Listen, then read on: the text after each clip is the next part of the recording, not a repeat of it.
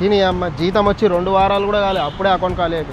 కొత్త ఈఎంఐలు కట్టనికనే జాబ్ చేస్తున్నట్టుంది.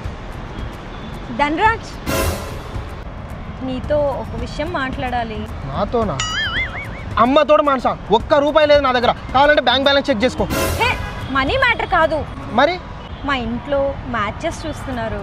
అదేంది, ఐపీఎల్ మ్యాచ్లు అయిపోయినాయి కదా, హైలైట్ చూస్తుర్రా? ఆ మ్యాచెస్ కాదు, నాకు పెళ్లి సంబంధాలు చూస్తున్నారు. నాకు అర్థమైంది మానసా, నీకు పెళ్లి సంబంధాలకి బ్యాక్గ్రౌండ్ వెరిఫికేషన్ చేసి పెట్టాలి. నేను చేస్తా పో. ఇందుకు కాదు నువ్వు సింగిల్గా ఉండిపోయింది. ముందు మ్యాటర్ పూర్తిగా వినిసావు.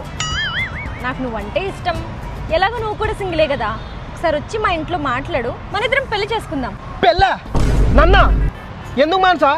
ఏం అన్యాయం చేసినా నీకు? ఎందుకు నన్ను చంపేద్దాం అనుకుంటున్నావు? చెప్పు ప్లీజ్. నీకేమన్నా మెంట్లా? పెళ్లి చేసుకుంటా అంటే చంపేస్తావా అని అడుగుతున్నావేంటి? ఏయ్, డ్రామాలు చేయకి. నాకు తెలిసే నువ్వు నన్ను మర్డర్ చేద్దామని ప్లాన్ చేసినది. చెప్పు, నీ స్కెచ్ అంటే నీ స్కీమ్ అంటే చెప్పే.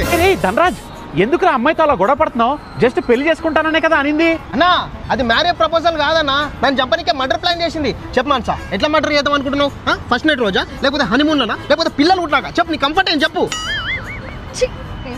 ఎలా రే, దెయ్యం పట్టిందా? అసలు ఏం మాట్లాడుతున్నావు? అన్నా, ఇప్పుడున్న ట్రెండ్ నీకు తెలియదన్నా? ఏం ట్రెండ్ రా? పెళ్ళైన మొగలు ఎట్లా చచ్చిపోతారు తెలుసా? ఫస్ట్ నైట్ రోజు, హనీమూన్లోనో, లేకపోతే పిల్లలు పుట్టినాకనో, లవర్లు అఫేర్ల కోసం వాళ్ళ పిల్లలే మొగులను చంపేస్తున్నా. అన్నా, ఇవ్వే కాపాడాలన్నా ఈ పెళ్లి నుంచి. అన్నా ప్లీజ్, నేను పెళ్లి రే, ఊరుకో ఊరుకో.